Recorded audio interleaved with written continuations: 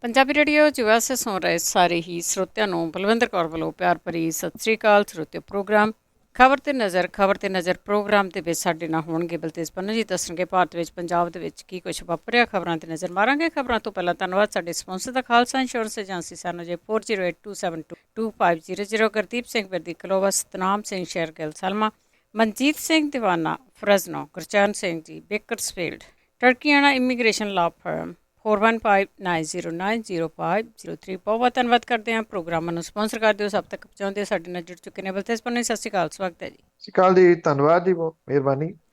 ਸਭ ਤੋਂ ਪਹਿਲਾਂ ਗੱਲ ਕਰਦੇ ਹਾਂ ਸੁਖਪਾਲ ਖਹਿਰਾ ਦੀ।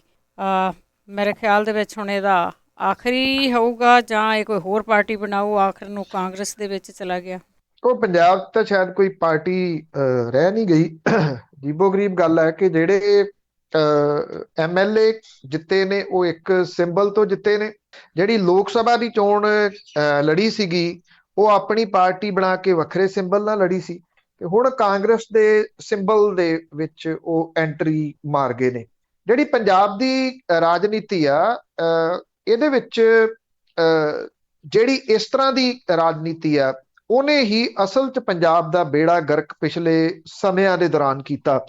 ਜਿਹੜੇ ਸਿਆਸਤਦਾਨ ਨੇ ਉਹ ਇਸ ਗੱਲ ਦੀ ਪਰਵਾਹ ਨਹੀਂ ਕਰਦੇ ਕਿ ਲੋਕ ਇਸ ਚੀਜ਼ ਦੇ ਬਾਰੇ ਕੀ ਕਹਿੰਦੇ ਆ। ਉਹ ਸਮਝਦੇ ਆ ਕਿ ਲੋਕ ਮੂਰਖ ਨੇ, ਲੋਕ ਭੇਡਾਂ ਬੱਕਰੀਆਂ ਨੇ, ਲੋਕਾਂ ਦੀ ਪਰਵਾਹ ਕਰਨ ਦੀ ਜ਼ਰੂਰਤ ਨਹੀਂ।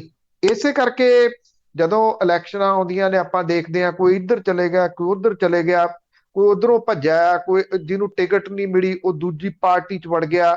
ਟਿਕਟ ਦਾ ਜਿਹੜਾ ਉਹ ਲਾਰਾ ਲਵਾ ਕੇ ਜਿਹੜੇ ਲੋਕ ਪਹਿਲਾਂ ਪ੍ਰਚਾਰ ਕਰਦੇ ਰਹਿੰਦੇ ਕਈ ਸਾਲ ਇੱਕ ਪਾਰਟੀ ਦਾ, ਜਦੋਂ ਟਿਕਟਾਂ ਵੰਡਣ ਦੀ ਗੱਲ ਆਉਂਦੀ ਆ ਤੇ ਉਹਨਾਂ ਨੂੰ ਮਿਲਦੀ ਨਹੀਂ, ਉਹ ਦੂਜੀ ਪਾਰਟੀ ਦੇ ਵਿੱਚੋਂ ਲੈ ਕੇ ਮੁੜ ਕੇ ਝੰਡਾ ਉਹਦਾ ਜਿਹੜਾ ਉਹ ਚੁੱਕੀ ਫਿਰਦੇ ਹੁੰਦੇ ਆ।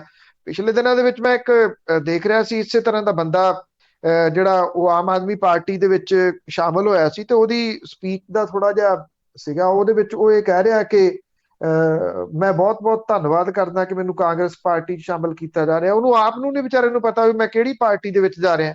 ਕਈ ਲੋਕ ਏਦਾਂ ਦੇ ਆ ਇੱਥੇ ਕਿ ਉਹਨਾਂ ਨੂੰ ਸਵੇਰ ਨੂੰ ਅਖਬਾਰ 'ਚ ਪੜ੍ਹਨਾ ਪੈਂਦਾ ਵੀ ਅੱਜ ਅਸੀਂ ਕਿਹੜੀ ਪਾਰਟੀ 'ਚ। ਸੁਖਪਾਲ ਸਿੰਘ ਖਹਿਰਾ ਹੋਰੀ ਵੀ ਇੱਕ ਉਹਨਾਂ ਲੋਕਾਂ ਦੇ ਵਿੱਚ ਹੀ ਤਕਰੀਬਨ ਸ਼ਾਮਲ ਨੇ ਜੀ। ਔਰ ਖਾਸ ਤੌਰ ਦੇ ਉੱਤੇ ਦੇਖਿਆ ਜਾਵੇ ਤਾਂ ਇਹ ਨੇਤਾ ਨੇ, ਇਲੈਕਟ੍ਰੋਨਿਕ ਨੇਤਾ, ਜਿਨ੍ਹਾਂ ਨੇ ਸੋਸ਼ਲ ਮੀਡੀਆ ਦੇ ਉੱਤੇ ਆ ਕੇ ਇੰਨਾ ਕੁ ਲੋਕਾਂ ਨੂੰ ਮੂਰਖ ਬਣਾਇਆ ਪਿਛਲੇ ਸਮਿਆਂ ਦੇ ਦੌਰਾਨ। ਬਹੁਤ ਸਾਰੇ ਲੋਕਾਂ ਨੂੰ ਲੱਗਣ ਲੱਗ ਪਿਆ ਸੀ ਕਿ ਲੈ ਦੇ ਕੇ ਨੇਤਾ ਹੀ ਇਹ ਬਚੇ ਨੇ ਜਿਹੜੇ ਪੰਜਾਬ ਦਾ ਭਲਾ ਕਰ ਸਕਦੇ ਆ। ਪੰਜਾਬ ਦਾ ਬੱਬਰ ਸ਼ੇਰ, ਪੰਜਾਬ ਦਾ ਸ਼ੇਰ, ਪੰਜਾਬ ਦਾ ਅਗਲਾ CM, ਏਦਾਂ ਦੀਆਂ ਜਿਹੜੀਆਂ ਤਸ਼ਬੀਹਾਂ ਦੇਣ ਵਾਲੇ ਲੋਕ ਸੀ ਉਹ ਹੱਕੇ ਬੱਕੇ ਰਹਿ ਗਏ। ਜਦੋਂ ਸੁਖਪਾਲ ਸਿੰਘ ਖਹਿਰਾ ਹੋਰੀ ਆਪਣੇ ਨਾਲ ਦੋ ਜਣਿਆਂ ਨੂੰ, ਜਗਦੇਵ ਸਿੰਘ ਕਮਾਲੂ ਤੇ ਪਿਰਮਲ ਸਿੰਘ ਨੂੰ ਲੈ ਕੇ ਹੈਲੀਪੈਡ ਦੇ ਉੱਤੇ ਕਾਂਗਰਸ ਦੇ ਵਿੱਚ ਐਂਟਰੀ ਕਰ ਗਏ। ਹੁਣ ਸਵਾਲ ਵੱਡਾ ਇਹ ਵੀ ਰਿਹਾ ਕਿ ਪਿੰਡ ਦੇ ਇੱਕ ਛੋਟੇ-ਮੋਟੇ ਆਗੂ ਨੇ ਪਾਰਟੀ ਬਦਲਣੀ ਹੋਵੇ, ਦੂਜੇ ਪਾਸੇ ਜਾਣਾ ਹੋਵੇ, ਤੇ ਉਹ ਵੀ ਕੋਈ 100-150 ਦਾ ਇਕੱਠ ਤਾਂ ਕਰ ਹੀ ਲੈਂਦਾ ਨੇੜੇ ਤੇੜੇ ਵਾਲਾ। ਉਹ ਇਹ ਕਹਿੰਦਾ ਕਿ ਵੀ 4 ਬੰਦਿਆਂ ਨੂੰ ਪਤਾ ਲੱਗਣਾ ਚਾਹੀਦਾ ਮੈਂ ਪਾਰਟੀ ਜੁਆਇਨ ਕਰ ਰਿਹਾ। ਇਹ ਨਹੀਂ ਸਮਝ ਲੱਗੀ ਸੁਖਪਾਲ ਸਿੰਘ ਖਹਿਰਾ ਹੋਰੀ ਲਾਸਟ ਮਿੰਟ ਤੱਕ ਝੂਠ ਕਿਉਂ ਬੋਲਦੇ ਰਹੇ। ਜਦੋਂ ਹੈਲੀਪੈਡ ਵੱਲ ਨੂੰ ਇਹਨਾਂ ਦੋਨਾਂ ਨੂੰ ਗੱਡੀ 'ਚ ਲਈ ਜਾਂਦੇ ਸੀ, ਪੱਤਰਕਾਰਾਂ ਨੇ ਉਦੋਂ ਵੀ ਪੁੱਛਿਆ ਖਹਿਰਾ ਸਾਹਿਬ ਸ਼ਾਮਲ ਹੋਵੋਗੇ ਅੱਜ ਕਾਂਗਰਸ 'ਚ? ਕਹਿੰਦੇ ਨਹੀਂ, ਮੈਂ ਤਾਂ ਭੁਲੱਥ ਹਲਕੇ ਦੀਆਂ ਕੁਝ ਮੁਸ਼ਕਲਾਂ ਜਿਹੜੀਆਂ ਉਹਦੇ ਸੰਬੰਧੀ ਮਿਲਣ ਜਾ ਰਿਹਾ ਕੈਪਟਨ ਅਮਰਿੰਦਰ ਸਿੰਘ ਨੂੰ। ਇਹ ਹੈਲੀਪੈਡ ਦੇ ਉੱਤੇ ਕਿਹੜੀਆਂ ਮੁਸ਼ਕਲਾਂ ਦੱਸਣੀਆਂ ਸੀਗੀਆਂ ਤੇ ਕਿਹੜੀਆਂ ਮੁਸ਼ਕਲਾਂ ਦਾ ਹੱਲ ਕਰਾਉਣਾ ਸੀ ਇਹ ਖਹਿਰਾ ਸਾਹਿਬ ਹੀ ਜਾਣਦੇ ਆ। ਜਦੋਂ ਵਾਪਸ ਆਏ ਉਦੋਂ ਤੱਕ ਫਲੈਸ਼ ਹੋ ਗਈ ਸੀ ਨਿਊਜ਼ ਕਿ ਕਾਂਗਰਸ ਦੇ ਵਿੱਚ ਉਹ ਚਲੇ ਗਏ ਨੇ। ਉਹ ਕਹਿੰਦੇ ਤੁਸੀਂ ਕਹਿੰਦੇ ਜਾਣਾ ਨਹੀਂ ਸੀ, ਕਹਿੰਦੇ ਮੈਂ ਉੱਥੇ ਫਿਰ ਮੈਨੂੰ ਕੈਪਟਨ ਅਮਰਿੰਦਰ ਸਿੰਘ ਹੋਰੀ ਕਹਿੰਦੇ ਵੀ ਸ਼ਾਮਲ ਹੋ ਹੀ ਜਾਓ। ਮੈਂ ਕਿਹਾ ਚਲੋ ਕਰ ਲਓ। ਇਹ ਕਿਤੇ ਏਦਾਂ ਹੋ ਸਕਦਾ ਜਿਹੜੀਆਂ ਗੱਲਾਂ ਕੀਤੀਆਂ ਜਾ ਰਹੀਆਂ ਨੇ? ਤੁਸੀਂ ਝੂਠ ਤੇ ਝੂਠ ਕਿਉਂ ਬੋਲ ਰਹੇ ਹੋ? ਲੋਕਾਂ ਨੂੰ ਕਿਉਂ ਗੁੰਮਰਾਹ ਕਰਦੇ ਰਹੇ ਹੋ ਜਾਂ ਅੱਜ ਵੀ ਕਰ ਰਹੇ ਹੋ? ਸੁਖਪਾਲ ਸਿੰਘ ਖਹਿਰਾ ਹੋਰੀ ਇਹ ਵੀ ਕਹਿੰਦੇ ਕਿ ਮੈਂ ਬਹੁਤ ਸੋਚ ਵਿਚਾਰ ਕੇ ਇਹ ਫੈਸਲਾ ਲਿਆ ਕਾਂਗਰਸ ਦੇ ਵਿੱਚ ਜਾਣ ਦਾ। ਕਹਿੰਦੇ ਹਮਖਿਆਲ ਲੋਕਾਂ ਨੂੰ ਮੈਂ ਇਕੱਠੇ ਕਰਨ ਦੀ ਬਹੁਤ ਕੋਸ਼ਿਸ਼ ਕੀਤੀ ਪਰ ਮੈਂ ਕਿਸੇ ਠੋਸ ਨਤੀਜੇ ਤੇ ਨਹੀਂ ਪਹੁੰਚ ਸਕਿਆ। ਇਟ ਮੀਨਸ ਕਿ ਜਿਹੜੇ ਹਮਖਿਆਲ ਸੀ ਉਹ ਵਿਸ਼ਵਾਸ ਨਹੀਂ ਸੀ ਕਰਦੇ। ਉਹਨਾਂ ਨੂੰ ਪਤਾ ਸੀ ਵੀ ਸੁਖਪਾਲ ਸਿੰਘ ਖਹਿਰਾ ਹੋਰਾਂ ਨੇ ਕਰਕੇ ਹਮਖਿਆਲ ਇਕੱਠੇ ਤੇ ਆਪ ਪਤਾ ਨਹੀਂ ਖਿਆਲ ਕਿੱਧਰ ਜਾ ਕੇ ਮਿਲਾ ਲੈਣਾ। ਇਸ ਕਰਕੇ ਉਹ ਇਕੱਠੇ ਨਹੀਂ ਸੀ ਹੁੰਦੇ। ਇਹਦੀ ਇੱਕ ਮਿਸਾਲ ਜਿਹੜੀ ਆ ਉਹ ਬੀਬੀ ਖਾਲੜਾ ਕਹੇ ਜਾ ਸਕਦੇ ਆ। ਉਦੋਂ ਬਹੁਤ ਸਾਰੇ ਲੋਕ ਇਹ ਗੱਲ ਕਹਿੰਦੇ ਸੀਗੇ ਕਿ ਖਾਲੜਾ ਹੋਰਾਂ ਨੂੰ ਜਿਹੜਾ ਇਲੈਕਸ਼ਨ ਦੇ ਵਿੱਚ ਖੜਾ ਕਰਕੇ ਸੁਖਪਾਲ ਸਿੰਘ ਖਹਿਰਾ ਹੋਰੀ ਪ੍ਰਵਾਸੀ ਪੰਜਾਬੀ ਜਿਹੜੇ ਆ ਉਹਨਾਂ ਦੇ ਸਾਹਮਣੇ ਇੱਕ ਵੱਡਾ ਪੱਤਾ ਖੇਡ ਰਹੇ ਆ। ਚਲੋ ਇਹ ਤਾਂ ਐਗਜ਼ੈਕਟਲੀ ਨਹੀਂ ਪਤਾ ਕਿ ਕਿੰਨਾ ਕੁ ਫੰਡ ਉਹਨਾਂ ਨੇ ਉਦੋਂ ਇਕੱਠਾ ਕੀਤਾ ਇਸ ਨਾਂ ਦੇ ਉੱਤੇ, ਨਾ ਇਹ ਚੀਜ਼ਾਂ ਸਾਹਮਣੇ ਆਉਂਦੀਆਂ ਨੇ। ਹੋਇਆ ਬਹੁਤ ਵੱਡੇ ਪੱਧਰ ਦੇ ਉੱਤੇ ਇਕੱਠਾ, ਕਿਉਂਕਿ ਪ੍ਰਵਾਸੀ ਜਿਹੜੇ ਨੇ ਉਹ ਇਮੋਸ਼ਨਲ ਨੇ, ਉਹ ਕਿਸੇ ਨਾ ਕਿਸੇ ਦੇ ਪਿੱਛੇ ਲੱਗ ਜਾਂਦੇ ਆ। ਸੁਖਪਾਲ ਸਿੰਘ ਖਹਿਰਾ ਹੋਰਾਂ ਨੇ ਵੀ ਬਾਕੀ ਧਿਰਾਂ ਵਾਂਗੂ ਉਹਨਾਂ ਨੂੰ ਰੱਜ ਕੇ ਵਰਤਿਆ ਤੇ ਪੁੱਛਿਆ ਕਿਸੇ ਨੂੰ ਵੀ ਨਹੀਂ। ਜਦੋਂ ਕਾਂਗਰਸ ਦੇ ਵਿੱਚ ਜਿਹੜਾ ਜਾਣਾ ਸੀ, ਇੱਕ ਹੋ ਹੱਲਾ ਜਿਹੜਾ ਉਹ ਪੰਜਾਬ ਦੀ ਰਾਜਨੀਤੀ ਦੇ ਵਿੱਚ ਇਸ ਗੱਲ ਨੂੰ ਲੈ ਕੇ ਹੁੰਦਾ ਰਿਹਾ ਕਿ ਉਹ ਕਾਂਗਰਸ ਚਲੇ ਗਏ, 3 ਜੂਨ ਨੂੰ ਗਏ, ਔਰ ਜਦੋਂ ਜੂਨ ਦਾ ਹਫਤਾ ਮਨਾਇਆ ਜਾ ਰਿਹਾ ਹੁੰਦਾ ਤੇ ਉਹਨਾਂ ਦੇ ਹਲਕੇ ਦੇ ਵਿੱਚ ਉਹਨਾਂ ਦੇ ਨਾਲ ਦੇ ਲੱਡੂ ਵੰਡ ਰਹੇ ਸੀ ਤੇ ਸੁਖਪਾਲ ਸਿੰਘ ਖਹਿਰਾ ਹੋਰੀ ਵਾਰ-ਵਾਰ ਥੋੜੇ ਮਿੰਟਾਂ ਬਾਅਦ ਇਹ ਵੱਖ-ਵੱਖ ਫੋਟੋਆਂ ਲੱਡੂ ਵੰਡਦਿਆਂ ਦੀਆਂ ਤੇ ਢੋਲ ਵਜਾਉਂਦਿਆਂ ਦੀਆਂ ਸ਼ੇਅਰ ਕਰ ਰਹੇ ਸੀਗੇ, ਜਿਹਨੂੰ ਲੈ ਕੇ ਇੱਕ ਵੱਡੀ ਆਲੋਚਨਾ ਦਾ ਸਾਹਮਣਾ ਉਹਨਾਂ ਨੂੰ ਕਰਨਾ ਪੈ ਰਿਹਾ। ਜਿਹੜੇ ਸੋਸ਼ਲ ਮੀਡੀਆ ਦੇ ਸਿਰ ਦੇ ਉੱਤੇ ਉਹ ਪੰਜਾਬ ਦੇ ਵੱਡੇ ਆਗੂ ਬਣੇ ਹੋਏ ਸੀ, ਉਹੀ ਸੋਸ਼ਲ ਮੀਡੀਆ ਦੀ ਜਿਹੜੀ ਉਹ ਪਟਕਣੀ ਕੀ ਹੁੰਦੀ ਆ ਇਹ ਵੇਖੀ ਜਾ ਸਕਦੀ ਹੈ ਸੁਖਪਾਲ ਸਿੰਘ ਖਹਿਰਾ ਹੋਰਾਂ ਦੇ ਉਹਨਾਂ ਦੇ ਆਪਣੇ ਪੇਜ ਦੇ ਉੱਤੇ ਜਾ ਕੇ। ਜੀ ਜੀ ਜੀ ਜੀ ਦੇਖੋ ਬਹੁਤ ਆ, ਪਰ ਹੁਣ ਇੱਕ ਤਾਂ ਹੈਗਾ ਨਾ, ਖੁਦ ਮੁਖਤਾਰੀ ਤਾਂ ਮਿਲੇ ਜਾਣੀ ਆ ਪੰਜਾਬ ਨੂੰ ਬੜੀ ਜਲਦੀ। ਅੱਗੇ ਗੱਲ ਕਰਦੇ ਹਾਂ, ਨੰਦੇੜ ਦੇ ਵਿੱਚ ਸੰਗਤ ਦੇ ਸੋਨੇ ਦੇ ਨਾਲ ਇੱਕ ਹਸਪੀਟਲ ਬਣੂਗਾ। ਨੰਦੇੜ ਜਿਹੜਾ ਕਿ ਇੱਕ ਤਖਤ ਹੈ ਜੀ, ਔਰ 5 ਤਖਤਾਂ ਦੇ ਵਿੱਚੋਂ, ਔਰ ਇੱਥੇ ਜਿਹੜਾ ਇੱਕ ਫੈਸਲਾ ਲਿਆ ਗਿਆ ਉਹ ਨਵੇਕਲਾ ਹੈ ਕਿ ਜਿਹੜਾ ਸੋਨਾ ਵਗੈਰਾ ਚੜਾਇਆ ਸੰਗਤ ਨੇ, ਉਹ ਸੋਨਾ ਵਗੈਰਾ ਇੱਕ ਸੁਪਰ ਸਪੈਸ਼ਲਟੀ ਹਸਪੀਟਲ ਦੇ ਵਾਸਤੇ ਵਰਤਿਆ ਜਾਊਗਾ। ਔਰ ਮਲਟੀ ਸਪੈਸ਼ਲਟੀ ਹਸਪੀਟਲ ਇੱਥੇ ਇੱਕ ਬਣਾਇਆ ਜਾ ਰਿਹਾ। ਇਹ ਹਜੂਰ ਸਾਹਿਬ ਪ੍ਰਬੰਧਕੀ ਬੋਰਡ ਦੇ ਵੱਲੋਂ ਇਹ ਫੈਸਲਾ ਕੀਤਾ ਗਿਆ। ਸੰਗਤਾਂ ਦੇ ਵੱਲੋਂ ਦਾਨ ਦੇ ਵਜੋਂ ਭੇਟ ਕੀਤਾ ਗਿਆ ਸੋਨਾ ਜਿਹੜਾ ਇਸ ਕੰਮ ਦੇ ਵਾਸਤੇ ਵਰਤਿਆ ਜਾਊਗਾ। ਕਰੋਨਾ ਦੇ ਵਿੱਚ ਬਹੁਤ ਸਾਰੀਆਂ ਸਿੱਖ ਸੰਸਥਾਵਾਂ ਦੇ ਵੱਲੋਂ ਇਸ ਮਾਮਲੇ ਦੇ ਵਿੱਚ ਕਈ ਕੰਮ ਜਿਹੜੇ ਉਹ ਕੀਤੇ ਗਏ। ਨੰਦੇੜ ਦੇ ਵਿੱਚ ਕਿਉਂਕਿ ਇਸ ਵੇਲੇ ਕੋਈ ਵੀ ਵੱਡਾ ਤੇ ਮਲਟੀ ਸਪੈਸ਼ਲਟੀ ਹਸਪੀਟਲ ਨਹੀਂ ਹੈਗਾ, ਜਿਸ ਕਰਕੇ ਉੱਥੋਂ ਲੋਕਾਂ ਨੂੰ ਆਪਣੇ ਇਲਾਜ ਦੇ ਵਾਸਤੇ ਔਰੰਗਾਬਾਦ ਜਾਂ ਮੁੰਬਈ ਜਾਣਾ ਪੈਂਦਾ। ਇੱਥੇ ਜਿਹੜਾ ਇਹ ਮਲਟੀ ਸਪੈਸ਼ਲਟੀ ਹਸਪੀਟਲ ਹੈ ਉਹ ਬਣਾਇਆ ਜਾ ਰਿਹਾ। ਐਕਚੁਅਲੀ ਜਿਹੜਾ ਜਦੋਂ ਆਪਾਂ ਦੇਖੀਏ ਜਿਹੜਾ ਕਰੋਨਾ ਵਾਇਰਸ ਆਇਆ ਪਿਛਲੇ ਸਾਲ ਜਦੋਂ ਲੋਕਡਾਊਨ ਲੱਗਿਆ ਸੀ, ਉਦੋਂ ਲੋੜਵੰਦਾਂ ਦੇ ਵਾਸਤੇ ਲੰਗਰ ਦਾ ਇੰਤਜ਼ਾਮ ਬਹੁਤ ਸਾਰੇ ਗੁਰਦੁਆਰਿਆਂ ਦੇ ਵਿੱਚ ਸਿੱਖ ਭਾਈਚਾਰੇ ਨੇ ਥਾਂ ਦੇ ਉੱਤੇ ਸੜਕਾਂ ਦੇ ਉੱਤੇ ਕੀਤਾ। ਜਦੋਂ ਕਿਸਾਨ ਅੰਦੋਲਨ ਦਿੱਲੀ ਦੀਆਂ ਬਰੂਹਾਂ ਦੇ ਉੱਤੇ ਜਾ ਬੈਠਾ ਤਾਂ ਨੋਟਿਸ ਆਏ ਕਿ ਇਹ ਦੱਸੋ ਤੁਹਾਡੇ ਸੋਰਸ ਆਫ ਇਨਕਮ ਕੀ ਆ, ਤੁਸੀਂ ਇਹ ਪੈਸੇ ਕਿੱਥੋਂ ਲੈ ਰਹੇ ਹੋ, ਤੁਹਾਨੂੰ ਗਲਤ ਅਨਸਰ ਪੈਸਾ ਭੇਜ ਰਹੇ ਆ। ਜਦੋਂ ਸੈਕੰਡ ਵੇਵ ਆਈ ਤਾਂ ਭਾਈਚਾਰੇ ਨੇ ਆਕਸੀਜਨ ਦਾ ਲੰਗਰ ਵੀ ਲਾਇਆ ਮੁਲਕ ਭਰ ਦੇ ਵਿੱਚ। ਫਿਰ ਕਿਸੇ ਨੂੰ ਨੋਟਿਸ ਨਹੀਂ ਆਇਆ, ਨਾ ਕਿਸੇ ਨੇ ਪੁੱਛਿਆ ਤੁਹਾਡਾ ਸੋਰਸ ਆਫ ਇਨਕਮ ਕੀ ਆ। ਸੋਰਸ ਆਫ ਇਨਕਮ ਜਿਹੜਾ ਜਾਣਨਾ ਹੋਵੇ ਤੇ ਤੁਹਾਨੂੰ ਇਤਿਹਾਸ ਜਿਹੜਾ ਉਹ ਪੜ੍ਹਨਾ ਪਊਗਾ, ਜਿਹਨੂੰ ਕੁਝ ਲੋਕ ਪੜ੍ਹਨਾ ਨਹੀਂ ਚਾਹੁੰਦੇ। ਇਸ ਕਰਕੇ ਪੜ੍ਹਨਾ ਨਹੀਂ ਚਾਹੁੰਦੇ ਕਿਉਂਕਿ ਉਹਨਾਂ ਨੂੰ ਕੁਝ ਪੋਜ਼ਿਟਿਵ ਵੇਖਣ ਦੀ ਆਦਤ ਜਿਹੜੀ ਉਹ ਨਹੀਂ ਰਹੀ। ਜਿਹੜਾ ਨਿਸ਼ਾਨ ਸਾਹਿਬ ਦਾ ਕਨਸੈਪਟ ਹੈ ਉਹ ਦੂਰੋਂ ਇਸ ਕਰਕੇ ਦਿਸਦਾ ਹੈ ਕਿ ਜਿਹੜਾ ਲੋੜਵੰਦ ਹੈ ਉਹਨੂੰ ਲੱਗਦਾ ਕਿ ਇੱਥੇ ਮੈਨੂੰ ਢਿੱਡ ਭਰਨ ਨੂੰ ਰੋਟੀ ਮਿਲ ਜੂਗੀ ਤੇ ਇੱਕ ਸੁਰੱਖਿਅਤ ਠਾਰ ਮਿਲ ਸਕਦੀ ਹੈ ਜੇ ਰਾਤ ਕੱਟਣੀ ਹੋਵੇ। ਸੁਰੱਖਿਅਤ ਠਾਰ ਕਹਿਣ ਤੋਂ ਭਾਵ ਕਿ ਜਿੱਥੇ ਸੁਰੱਖਿਆ ਉਹਨੂੰ ਮਿਲ ਸਕਦੀ ਹੈ। ਇਹ ਨਿਸ਼ਾਨ ਸਾਹਿਬ ਦਾ ਕਨਸੈਪਟ ਸੀ ਜਿਹੜਾ ਹਜੂਰ ਸਾਹਿਬ ਨੰਦੇੜ ਦੇ ਵਿੱਚ ਇਹ ਕੀਤਾ ਜਾ ਰਿਹਾ। ਜਾਂ ਇੱਕ 35 ਬਿਸਤਰਿਆਂ ਦਾ ਹਸਪੀਟਲ ਜਿਹੜਾ ਬਣ ਗਿਆ ਜਾਂ ਇਹਨੂੰ ਮਲਟੀ ਸਪੈਸ਼ਲਟੀ ਹਸਪੀਟਲ ਦੇ ਵਿੱਚ ਤਬਦੀਲ ਕੀਤਾ ਜਾ ਰਿਹਾ। ਜੇ ਘੱਟੋ ਘੱਟ 5 ਤਖਤਾਂ ਦੇ ਉੱਤੇ ਅਜਿਹੇ ਜਿਹੜੇ ਹਸਪੀਟਲ ਨੇ ਉਹ ਆਉਣ ਵਾਲੇ ਸਮੇਂ ਦੇ ਦੌਰਾਨ ਬਣਾਏ ਜਾਣ ਤਾਂ ਬਿਨਾਂ ਕਿਸੇ ਸ਼ੱਕ ਦੇ ਭਾਈਚਾਰੇ ਦੀ ਇੱਕ ਜਿਹੜਾ ਅਕਸ ਹੈ ਉਹਨੂੰ ਪੂਰੀ ਦੁਨੀਆ ਦੇ ਵਿੱਚ ਇੱਕ ਵੱਖਰੇ ਤਰੀਕੇ ਦੀ ਦਿੱਖ ਜਿਹੜੀ ਉਹ ਦੇ ਸਕਦੇ ਨੇ। ਜਿਵੇਂ ਲੰਗਰ ਦਾ ਕਨਸੈਪਟ ਪੂਰੀ ਦੁਨੀਆ ਦੇ ਵਿੱਚ ਚਰਚਾ ਦੇ ਵਿੱਚ ਰਹਿੰਦਾ ਜਦੋਂ ਖਾਸ ਤੌਰ ਦੇ ਉੱਤੇ ਲੋੜਵੰਦਾਂ ਨੂੰ ਲੋੜ ਪੈਂਦੀ ਹੈ। ਇਸ ਟਾਈਮ ਇੱਥੇ ਜਿਹੜਾ ਸਿਹਤ ਦਾ ਢਾਂਚਾ ਸੀਗਾ ਉਹ ਐਨ ਨੰਗਾ ਹੋ ਕੇ ਲੋਕਾਂ ਦੇ ਸਾਹਮਣੇ ਆ ਗਿਆ ਕਿ ਉਹਦੇ ਵਿੱਚ ਕੁਝ ਵੀ ਨਹੀਂ ਸੀਗਾ। ਉਹ ਤਾਂ ਮਹਿਜ਼ ਇੱਕ ਕਾਗਜ਼ ਦਾ ਜਿਵੇਂ ਖੜਾ ਕੀਤਾ ਹੋਇਆ ਸੀਗਾ। ਤਾਂ ਉਸ ਮੌਕੇ ਦੇ ਉੱਤੇ ਇਸ ਤਰ੍ਹਾਂ ਦੀ ਜਿਹੜੀ ਸ਼ੁਰੂਆਤ ਹੋਣੀ ਇੱਕ ਬਹੁਤ ਪੋਜ਼ਿਟਿਵ ਤਰੀਕੇ ਦੇ ਨਾਲ ਲਈ ਜਾ ਸਕਦੀ ਹੈ। ਹਾਂ, ਇਹ ਸਿੱਖਾਂ ਦੀਆਂ ਜਿਹੜੀਆਂ ਸੰਸਥਾਵਾਂ ਨੇ ਉਹਦੇ ਵਿੱਚ ਚੱਲਦੀ ਖਿੱਚਾ ਧੂਈ, ਲੜਾਈਆਂ ਫਸਾਦ, ਉਹਦੀ ਭੇਟ ਨਾ ਚੜ ਜੇ ਕਿਤੇ। ਜੀ ਜੀ, ਫੋਟੋ ਕਲਚਰ ਵੀ ਹੈ ਨਾ, ਪਹਿਲਾਂ ਮੈਂ ਸੰਗਤ ਦਾ ਹੈ ਸਾਰਾ ਕੁਝ। ਤੇ ਅੱਗੇ ਗੱਲ ਕਰਦੇ ਹਾਂ ਇੱਕ ਮਸ਼ਹੂਰ ਪੱਤਰਕਾਰ ਵਿਨੋਦ ਦੁਆ ਦਾ। ਉਸ ਦੇ ਉੱਤੇ ਜੋ ਦੇਸ਼ ਧਰੋਹ ਦਾ ਮਾਮਲਾ ਸੀ, ਸੁਪਰੀਮ ਕੋਰਟ ਨੇ ਉਹ ਰੱਦ ਕੀਤਾ। ਦੇਖੋ, ਜਿਹੜਾ ਇਹ ਸਟੇਸ਼ਨ ਚਾਰजेस ਨੇ, ਜਿਹੜਾ ਦੇਸ਼ ਧਰੋਹ ਦਾ ਮਾਮਲਾ, ਬ੍ਰਿਟਿਸ਼ ਜਦੋਂ ਰਾਜ ਹੁੰਦਾ ਸੀਗਾ ਉਦੋਂ ਇਹਨੂੰ ਵਰਤਿਆ ਜਾਂਦਾ ਸੀਗਾ। ਜਿਹੜੇ ਲੋਕ ਆਜ਼ਾਦੀ ਦੀ ਗੱਲ ਕਰਦੇ ਸੀ ਜਾਂ ਬ੍ਰਿਟਿਸ਼ ਸਾਮਰਾਜ ਦੇ ਵਿਰੋਧ ਉਹਦਾ ਕਰਦੇ ਸੀਗੇ, ਇਹ ਜਿਉਂ ਦਾ ਤਿਉਂ ਜਿਹੜਾ ਉਹ ਚੱਲਦਾ ਰਿਹਾ। ਔਰ ਅੱਜ ਇਹਨਾਂ ਦਿਨਾਂ ਦੇ ਵਿੱਚ ਖਾਸ ਤੌਰ ਦੇ ਉੱਤੇ ਇਹਦੀ ਵਰਤੋਂ ਬਹੁਤ ਵੱਡੇ ਪੱਧਰ ਦੇ ਉੱਤੇ ਕੀਤੀ ਜਾਂਦੀ ਹੈ। ਇਹਦੀ ਵੀ ਕੀਤੀ ਜਾਂਦੀ ਹੈ ਤੇ UAPA ਦੀ ਵੀ ਕੀਤੀ ਜਾਂਦੀ ਹੈ। ਵਿਨੋਦ ਦੁਆ ਹੋਰੀ ਇੱਕ ਇੱਥੋਂ ਦੇ ਨੈਸ਼ਨਲ ਚੈਨਲ ਦੇ ਉੱਤੇ ਪੱਤਰਕਾਰ ਹੁੰਦੇ ਸਨ। ਮੁੜ ਕੇ ਉਹ ਨੈਸ਼ਨਲ ਚੈਨਲ ਉਹਨਾਂ ਨੂੰ ਛੱਡਣਾ ਪੈ ਗਿਆ।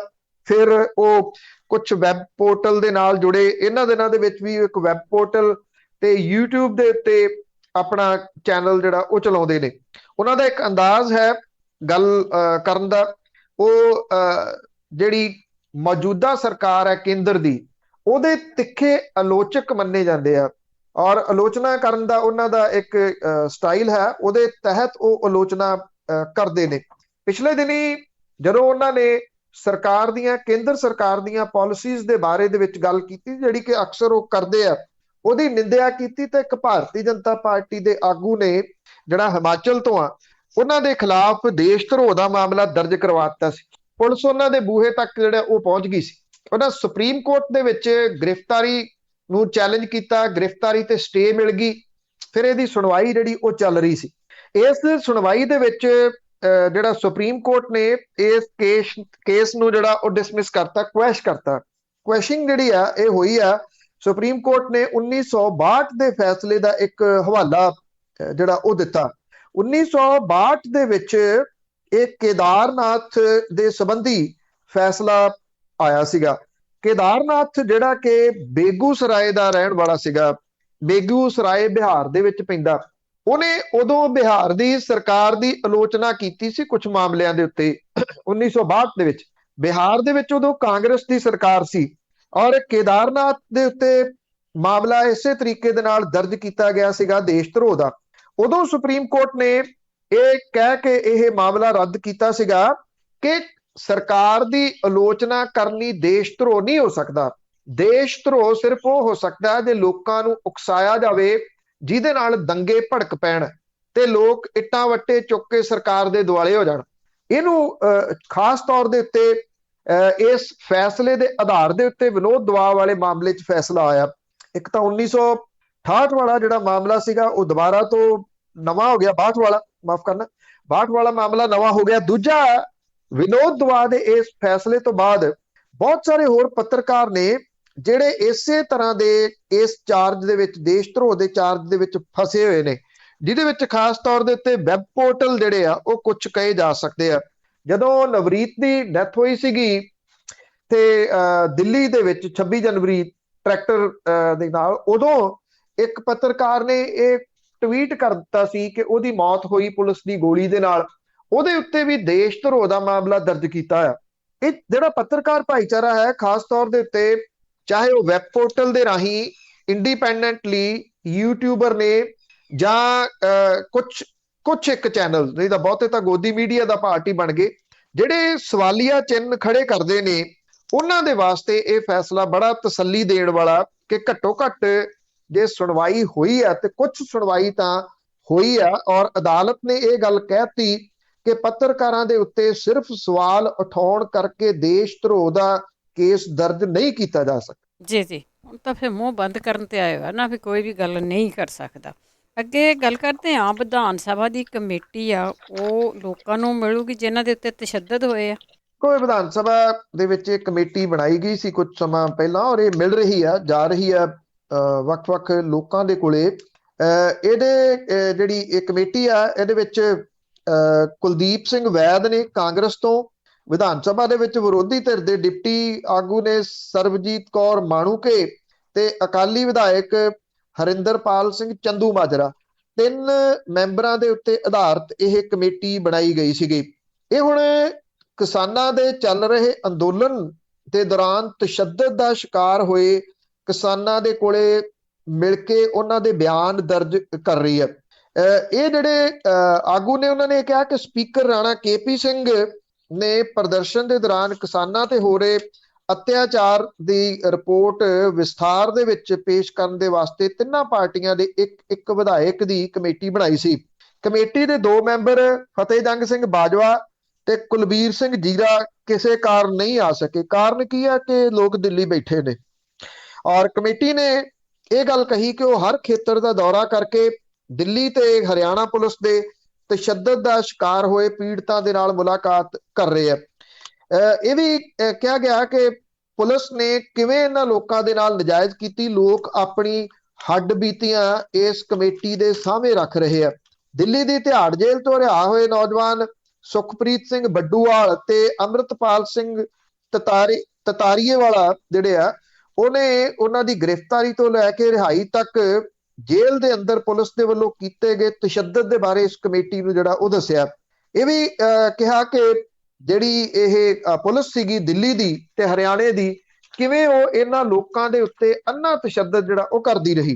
ਦੇਖੋ, ਇਹ ਕਮੇਟੀ ਦੇ ਕੋਲੇ ਇਹ ਤਾਂ ਅਥਾਰਟੀ ਨਹੀਂ ਹੈਗੀ ਕਿ ਉਹ ਕੋਈ ਦਿੱਲੀ ਦੀ ਪੁਲਿਸ ਨੂੰ ਜਿਹੜਾ ਉਹ ਤਲਬ ਕਰ ਲਵੇ ਜਾਂ ਹਰਿਆਣੇ ਦੀ ਪੁਲਿਸ ਨੂੰ ਤਲਬ ਕਰ ਲਵੇ, ਪਰ ਜੇ ਇਮਾਨਦਾਰੀ ਦੇ ਨਾਲ ਇਹ ਸਾਰਾ ਡਾਟਾ ਇਕੱਠਾ ਕੀਤਾ ਜਾਵੇ ਤਾਂ ਬਿਨਾਂ ਕਿਸੇ ਸ਼ੱਕ ਦੇ ਇਹ ਡਾਟਾ ਜਿਹੜਾ ਹੈ ਉਹ ਇੱਕ ਦਸਤਾਵੇਜ਼ ਬਣ ਸਕਦਾ ਕਿ ਕਿਸਾਨ ਅੰਦੋਲਨ ਦੇ ਦੌਰਾਨ ਕਿਸਾਨਾਂ ਦੇ ਉੱਤੇ ਤੇ ਉਹਨਾਂ ਦੇ ਹਮਾਇਤੀਆਂ ਦੇ ਉੱਤੇ ਕਿਸ ਤਰੀਕੇ ਦੇ ਨਾਲ ਦਿੱਲੀ ਦੀ ਪੁਲਿਸ ਤੇ ਹਰਿਆਣੇ ਦੀ ਪੁਲਿਸ ਨੇ ਤਸ਼ੱਦਦ ਕੀਤਾ, ਜਿਹੜਾ ਕਿ ਅੱਜ ਵੀ ਕਿਸੇ ਨਾ ਕਿਸੇ ਰੂਪ ਦੇ ਵਿੱਚ ਜਾਰੀ ਹੈ। ਟੋਹਾਣੇ ਦੀ ਖਬਰਾਂ ਆਪਾਂ ਦੇ ਕੇ ਹਟੇ ਆ 2 ਦਿਨ ਪਹਿਲਾਂ, ਜਾਂ ਉਦੋਂ ਪਹਿਲਾਂ ਜਿਹੜੇ ਕਰਨਾਲ ਦੇ ਵਿੱਚ ਜਿਵੇਂ ਤਸ਼ੱਦਦ ਕੀਤਾ ਗਿਆ ਸੀ, ਜਾਂ ਅੱਜ ਵੀ ਸਰਕਾਰ ਜਿਹੜੀ ਉਹ ਡਾਂਗਾ ਕੱਢੀ ਰੱਖਦੀ ਆ।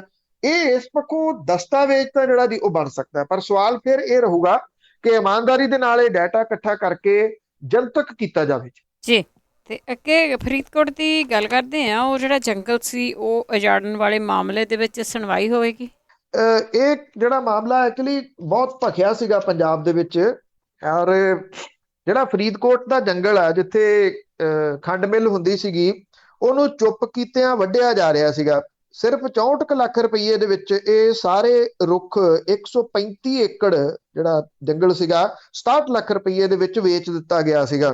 ਔਰ ਜਿਹੜੇ ਵਾਤਾਵਰਣ ਪ੍ਰੇਮੀ ਨੇ ਉਹਨਾਂ ਦੇ ਵੱਲੋਂ ਵਿਰੋਧ ਕੀਤਾ ਗਿਆ, ਮੁੜ ਕੇ ਜੰਗਲ ਨੂੰ ਅੱਗ ਲਾ ਦਿੱਤੀ ਗਈ। ਮੈਂ ਇਸ ਕਰਕੇ ਕਹਿੰਦਾ ਕਿ ਉੱਥੋਂ ਕਿੰਨੇ ਰੁੱਖ ਵੱਢ ਲਏ ਗਏ ਸੀਗੇ ਉਹਦਾ ਹਿਸਾਬ ਕਿਤਾਬ ਲੁਕੋ ਲਿਆ ਜਾਵੇ। ਇਹ ਜਿਹੜੇ ਵਾਤਾਵਰਣ ਪ੍ਰੇਮੀ ਸੀਗੇ ਇਹਨਾਂ ਨੇ ਇੱਥੇ ਐਡਵੋਕੇਟ ਨੇ ਪੰਜਾਬ ਹਰਿਆਣਾ ਹਾਈ ਕੋਰਟ ਦੇ ਵਿੱਚ HC ਅਰੋੜਾ, ਹਰੀਚੰਦ ਅਰੋੜਾ, ਉਹ ਅਕਸਰ ਜਿਹੜੀਆਂ PIL ਨੇ, ਜਿਹੜੀਆਂ ਰੀਅਲ ਚ ਪਬਲਿਕ ਇੰਟਰਸਟ ਲਿਟੀਗੇਸ਼ਨਸ ਨੇ, ਉਹਨਾਂ ਦਾ ਕੰਮ ਹੀ ਕਰਦੇ ਨੇ।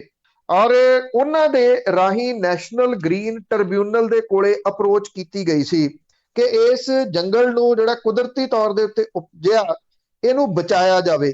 ਅੱਜ ਨੈਸ਼ਨਲ ਗ੍ਰੀਨ ਟ੍ਰਿਬਿਊਨਲ ਦੇ ਵਿੱਚ ਇਹਦੇ ਉੱਤੇ ਸੁਣਵਾਈ ਹੋਊਗੀ। ਇਹ ਸ਼ੂਗਰ ਮਿਲ 16 ਸਾਲਾਂ ਤੋਂ ਬੰਦ ਪਈ ਆ ਤੇ ਹੁਣ ਇੱਕ ਜੰਗਲ ਦਾ ਰੂਪ ਜਿਹੜਾ ਉਹ ਧਾਰਨ ਕਰ ਚੁੱਕੀ ਆ, ਜਿੱਥੇ ਕਿ ਹਜ਼ਾਰਾਂ ਦੀ ਗਿਣਤੀ ਦੇ ਵਿੱਚ ਜਾਨਵਰ ਤੇ ਜਿਹੜੇ ਪੰਛੀ ਨੇ ਉਹ ਇਹਨਾਂ ਰੁੱਖਾਂ ਦੀ ਵਜ੍ਹਾ ਕਰਕੇ ਆਪਣੇ ਘਰ ਬਣਾ ਕੇ ਉੱਥੇ ਰਹਿੰਦੇ ਆ। ਔਰ ਇਹਨਾਂ ਵਾਤਾਵਰਣ ਪ੍ਰੇਮੀਆਂ ਦਾ ਇਹ ਕਹਿਣਾ ਸੀਗਾ ਕਿ ਇਹਨਾਂ ਪੰਛੀਆਂ ਦੇ ਤੇ ਜਾਨਵਰਾਂ ਦੇ ਘਰ ਉਜਾੜਨ ਦਾ ਸਰਕਾਰਾਂ ਦੇ ਕੋਲੇ ਕੋਈ ਹੱਕ ਨਹੀਂਗਾ।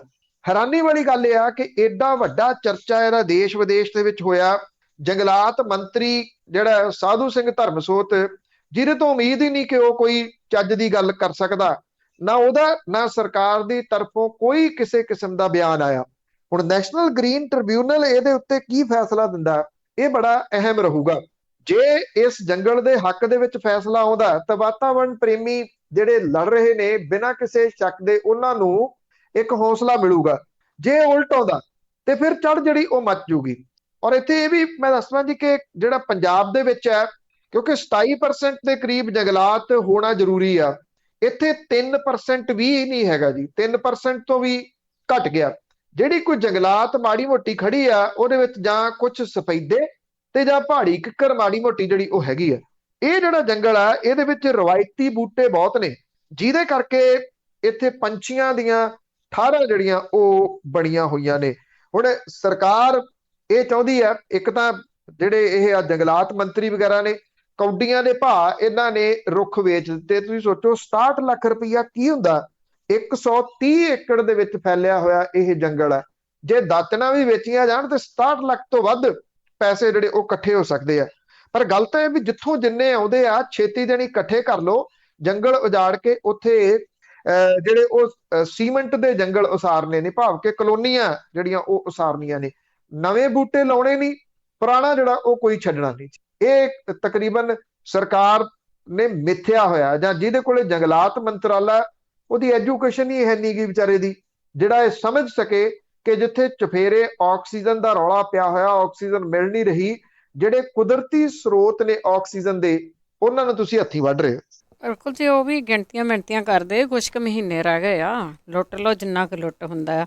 ਤੇ ਅੱਗੇ ਗੱਲ ਕਰਦੇ ਆ, ਕਈ ਥਾਵਾਂ ਦੇ ਉੱਤੇ ਰਾਖਵਾਂ ਕਰਨ ਆ ਔਰਤਾਂ ਸਰਪੰਚ ਉਹ ਹੁੰਦੀਆਂ ਆ, ਪਰ ਉਹ ਜਦੋਂ ਸਰਪੰਚ ਹੁੰਦੀਆਂ ਤੇ ਉਹਨਾਂ ਦੇ ਘਰ ਦੇ ਵਿੱਚ ਜਿਹੜੇ ਮਰਦ ਹੁੰਦੇ ਆ ਉਹੀ ਮੀਟਿੰਗਾਂ ਦੇ ਵਿੱਚ ਹਿੱਸਾ ਲੈਂਦੇ ਆ, ਪਰ ਹੁਣ ਉਹਨਾਂ ਦੇ ਉੱਤੇ ਪਾਬੰਦੀ ਲੱਗੀ। ਕੋਈ ਤੇ ਬਹੁਤ ਸਾਰੇ ਪਿੰਡਾਂ ਦੇ ਵਿੱਚ ਉਹ ਰਾਖਵੇਂਕਰਨ ਕਰਕੇ ਜਿਹੜੀਆਂ ਉਹ ਔਰਤਾਂ ਖੜੀਆਂ ਕੀਤੀਆਂ ਜਾਂਦੀਆਂ ਨੇ। ਬਹੁਤ ਘੱਟ ਹੋਣਗੀਆਂ, ਕੁਝ ਪਰਸੈਂਟ ਤਾਂ ਹੈਗੀਆਂ ਨੇ, ਜਿਹੜੇ ਨਵੀਂ ਜਨਰੇਸ਼ਨ ਚੋਂ ਵੀ ਕੁਝ ਮੂਹਰੇ ਆ ਰਹੀਆਂ ਨੇ ਲੜਕੀਆਂ, ਜਿਹੜੀਆਂ ਕਿ ਇੰਟਰਸਟ ਰੱਖਦੀਆਂ ਨੇ ਆਪਣੇ ਪਿੰਡ ਦੇ ਵਾਸਤੇ ਕੰਮ ਕਰਨ ਦੇ ਵਾਸਤੇ। ਉਹ ਸਰਪੰਚ ਬਣਦੀਆਂ ਵੀ ਨੇ, ਕੰਮ ਵੀ ਕਰਦੀਆਂ ਨੇ। ਬਹੁਤੇ ਥਾਵਾਂ ਦੇ ਉੱਤੇ ਤਾਂ ਇਸ ਕਰਕੇ ਆ ਬਈ ਮੇਲ ਜਿਹੜਾ ਉਹਦੇ ਉੱਤੇ ਪਾਬੰਦੀ ਲੱਗ ਗਈ ਤੇ ਫੀਮੇਲ ਜਿਹੜਾ ਉਹ ਰਾਖਵਾਂਕਰਨ ਹੋ ਗਿਆ। ਫਿਰ ਉਹ ਆਪਣੀ ਪਤਨੀ ਨੂੰ ਖੜੀ ਜਿਹੜਾ ਉਹ ਕਰ ਦਿੰਦਾ, ਤੇ ਜਦੋਂ ਮੀਟਿੰਗਾਂ ਵਗੈਰਾ ਹੁੰਦੀਆਂ ਨੇ ਉਹਦੇ ਵਿੱਚ ਉਹ ਬੰਦਾ ਹੀ ਜਾਂਦਾ। ਅਕਸਰ ਇੱਥੇ ਜਿਹੜੀ ਕੋਈ ਮਹਿਲਾ ਸਰਪੰਚ ਆ, ਉਹਦਾ ਪਤੀ ਜਿਹੜਾ ਆਪਣੀ ਜੇਬ ਦੇ ਵਿੱਚ ਮੋਹਰ ਪਾਈ ਫਿਰਦਾ, ਤੁਸੀਂ ਵੇਖ ਸਕਦੇ ਹੋ। ਉਹ ਸਾਈਨ ਵੀ ਉਹਦੇ ਵਰਗੇ ਕਰ ਲੈਂਦਾ, ਆਪ ਹੀ ਕਰ ਲੈਂਦਾ, ਸਾਈਨ ਵੀ ਉਹ ਤੋਂ ਨਹੀਂ ਕਰਾਉਂਦਾ। ਸਾਈਨ ਉਹੋ ਜਿਹੇ ਕਰਕੇ ਉਹਦੇ ਉੱਤੇ ਸਟੈਂਪ ਜਿਹੜੀ ਉਹ ਆਪਣੀ ਲਾ ਦਿੰਦਾ। ਹੁਣ ਪੰਜਾਬ ਸਰਕਾਰ ਦੇ ਜਿਹੜੇ ਹੁਕਮ ਨੇ ਨਵੇਂ, ਉਹਦੇ ਵਿੱਚ ਮਹਿਲਾ ਪੰਚ ਜਾਂ ਸਰਪੰਚ ਦੀ ਥਾਂ ਦੇ ਉੱਤੇ ਉਹਦਾ ਪਤੀ ਜਾਂ ਪੁੱਤ ਸਰਪੰਚੀ ਨਹੀਂ ਕਰ ਸਕੂਗਾ। ਜਿਹੜੀਆਂ ਸਰਕਾਰੀ ਮੀਟਿੰਗਾਂ ਨੇ ਉਹਦੇ ਵਿੱਚ ਮਹਿਲਾ ਸਰਪੰਚ ਜਾਂ ਪੰਚ ਨੂੰ ਖੁਦ ਨੂੰ ਹਿੱਸਾ ਲੈਣਾ ਪਊਗਾ। ਜੇ ਉਹ ਨਹੀਂ ਜਾਂਦੀ ਤੇ ਪੰਚ ਸਰਪੰਚ ਦੇ ਖਿਲਾਫ ਕਾਰਵਾਈ ਕਰਨ ਦੀ ਚੇਤਾਵਨੀ ਜਿਹੜੀ ਉਹ ਦਿੱਤੀ ਗਈ ਹੈ। ਇਹਦੇ ਸੰਬੰਧੀ ਜਿਹੜਾ ਸਰਕਾਰੀ ਹੁਕਮ ਨੇ ਉਹਦੇ ਵਿੱਚ ਕਿਹਾ ਗਿਆ ਕਿ ਔਰਤਾਂ ਨੂੰ ਆਪਣੇ ਫਰਜ਼ਾਂ ਤੋਂ ਜਾਣੂ ਕਰਵਾਉਣ ਲਈ ਇਹਨੂੰ ਸਖਤੀ ਦੇ ਨਾਲ ਲਾਗੂ ਜਿਹੜਾ ਉਹ ਕੀਤਾ ਜਾ ਰਿਹਾ। ਵਿਕਾਸ ਅਧਿਕਾਰੀ ਇਸ ਗੱਲ ਤੋਂ ਖਫਾ ਨੇ ਕਿ ਖੁਦ ਕੋਈ ਮਹਿਲਾ ਸਰਪੰਚ ਮਿਲਣ ਦੀ ਥਾਂ ਦੇ ਉੱਤੇ ਉਹਦਾ ਪਤੀ ਜਾਂ ਪੁੱਤ ਹੀ ਮਿਲਦੇ ਆ, ਜਿਹਦੇ ਕਰਕੇ ਸਰਪੰਚੀ ਦੀ ਅਸਲੀ ਹੱਕਦਾਰ ਪਿਛਾਂਹ ਖੜੀ ਰਹਿ ਜਾਂਦੀ ਹੈ। ਜ਼ਿਲ੍ਹਾ ਮੋਗਾ ਦੇ ਵਿੱਚ ਇਸ ਵੇਲੇ 340 ਪੰਚਾਇਤਾਂ ਨੇ, ਇਹਦੇ ਚੋਂ 33% ਔਰਤਾਂ ਨੂੰ ਰਾਖਵਾਂਕਰਨ ਦਿੱਤਾ ਹੋਇਆ, ਔਰ ਕੁਝ ਜਿਹੜੇ ਛੱਡ ਕੇ ਮਹਿਲਾ ਪੰਚਾਂ ਸਰਪੰਚਾਂ ਨੇ ਕਦੀ ਕਿਸੇ ਮੀਟਿੰਗ ਦੇ ਵਿੱਚ ਸ਼ਮੂਲੀਅਤ ਜਿਹੜੀ ਉਹ ਨਹੀਂ ਕੀਤੀ। ਮਤਲਬ ਕਿ ਜਿਹੜੀ ਰਬੜ ਸਟੈਂਪ ਨੇ ਜਾਂ ਕਾਗਜ਼ੀ ਸਰਪੰਚ ਨੇ ਉਹ ਬਣ ਕੇ ਰਹਿ ਜਾਂਦੇ ਨੇ। ਅਕਸਰ ਜਿਹੜੀਆਂ ਸਿਆਸੀ ਪਾਰਟੀਆਂ ਨੇ ਉਹ ਇਸ ਤਰ੍ਹਾਂ ਦੇ ਲਾਰੇ ਦਿੰਦੀਆਂ ਰਹਿੰਦੀਆਂ ਨੇ ਕਿ ਅਸੀਂ ਕਿੰਨੇ ਪਰਸੈਂਟ ਜਿਹੜੀ ਔਰਤ ਲਈ ਰਾਖਵਾਂਕਰਨ ਕੀਤਾ ਹੋਇਆ, ਪਰ ਉਹ ਰਾਖਵਾਂਕਰਨ ਜਿਹੜਾ ਉਹ ਕਾਗਜ਼ੀ ਹੀ ਬਣ ਕੇ ਜਿਹੜਾ ਉਹ ਰਹਿ ਜਾਂਦਾ, ਰੀਅਲ ਦੇ ਵਿੱਚ ਕਦੀ ਉਹ ਸਾਹਮਣੇ ਨਹੀਂ ਆਉਂਦਾ। ਜੇ ਇਹ ਫੈਸਲਾ ਪ੍ਰੋਪਰ ਤਰੀਕੇ ਦੇ ਨਾਲ ਲਾਗੂ ਹੋਵੇ ਤੇ ਫੈਸਲਾ ਜਿਹੜਾ ਜੀ ਉਹ ਚੰਗਾ, ਪਰ ਨਾਲ ਦੀ ਨਾਲ ਕਿਉਂਕਿ ਇੱਥੇ ਸਮਾਜ ਹੀ ਉਹੋ ਜਿਹਾ ਹੈ, ਹੁਣ ਬਰਦਾਸ਼ਤ ਕਿਵੇਂ ਜਿਹੜਾ ਜੀ ਇਹ ਕੀਤਾ ਜਾਊਗਾ, ਕਿਉਂਕਿ ਕੁਝ ਲੋਕ ਜਿਹੜੇ ਉਹ ਸਰਪੰਚੀ ਪੰਚੀ ਇਸੇ ਲਈ ਜਿਹੜਾ ਜੀ ਉਹ ਬਣਾਉਂਦੇ ਨੇ ਕਿ ਕਰਨੀ ਤਾਂ ਉਹਨਾਂ ਨੇ ਆਪ ਹੀ ਹੈ ਜੀ। ਇਸ ਕਰਕੇ ਉਹਨਾਂ ਨੂੰ ਹੀ ਸਰਪੰਚ ਸਾਹਿਬ ਕਹਿ ਕੇ ਸੰਬੋਧਨ ਕੀਤਾ ਜਾਂਦਾ, ਜਿਹੜੇ ਕਿ ਆਪਣੀ ਜੇਬ ਦੇ ਵਿੱਚ ਸਟੈਂਪ ਪਾ ਕੇ ਫਿਰਦੇ ਅਕਸਰ ਵੇਖੇ ਜਾਂਦੇ। ਬਿਲਕੁਲ ਜੀ, ਤੁਸੀਂ ਕਿਤੇ ਜਾਣਾ ਵੀ ਆ ਤਾਂ ਤੁਹਾਨੂੰ ਸਟੈਂਪ ਵੀ ਦੇ ਦਿੰਦੇ ਕਿ ਉੱਥੇ ਜਾ ਕੇ ਲਾ ਲਿਓ ਜਿੱਥੇ ਤੁਹਾਨੂੰ ਲੋੜ ਪਊਗੀ। ਬਾਕੀ ਗੱਲ ਕਰਦੇ ਹਾਂ ਜਿਹੜੇ ਰਾਜਾਂ ਦਾ ਪ੍ਰਦਰਸ਼ਨ ਹੋਇਆ ਉਸ ਮਾਮਲੇ ਦੇ ਵਿੱਚ ਕੇਰਲਾ ਦਾ ਜਿਹੜਾ ਰਾਜ ਆ ਉਹ ਤਾਂ ਟੌਪ ਦੇ ਉੱਤੇ ਆਇਆ ਤੇ ਬਿਹਾਰ ਸਭ ਤੋਂ ਥੱਲੇ। ਦੇਖੋ ਇਹ ਜਿਹੜੀ ਇੱਕ ਰਿਪੋਰਟ ਹੈ ਜਿਹੜੀ ਕਿ ਨੀਤੀ ਆਯੋਗ ਦੇ ਵੱਲੋਂ 36 ਰਾਜਾਂ ਤੇ ਕੇਂਦਰੀ ਸ਼ਾਸਿਤ ਪ੍ਰਦੇਸ਼ਾਂ ਦੇ ਉੱਤੇ ਆਧਾਰਿਤ sustainable development goals index and dashboard 2021 ਜਾਰੀ ਕੀਤੀ ਗਈ ਹੈ। ਇਹਦੇ ਵਿੱਚ ਰਾਜਾਂ ਨੂੰ ਸਮਾਜਿਕ ਆਰਥਿਕ ਤੌਰ ਦੇ ਉੱਤੇ ਕੀਤੇ ਗਏ ਕੰਮਾਂ ਨੂੰ 17 ਪੁਆਇੰਟ ਦੇ ਹਿਸਾਬ ਦੇ ਨਾਲ ਮਾਪਿਆ ਗਿਆ, ਔਰ ਇਹ ਰਿਪੋਰਟ ਦਾ ਤੀਜਾ ਸਾਲ ਹੈ। ਕੇਰਲ 100 ਦੇ ਵਿੱਚੋਂ 75 ਅੰਕ ਜਿਹੜੇ ਉਹ ਹਾਸਲ ਕਰਕੇ ਦੂਜੇ ਸਾਲ ਦੇ ਵਿੱਚ ਪਹਿਲੇ ਨੰਬਰ ਦੇ ਉੱਤੇ ਰਿਹਾ।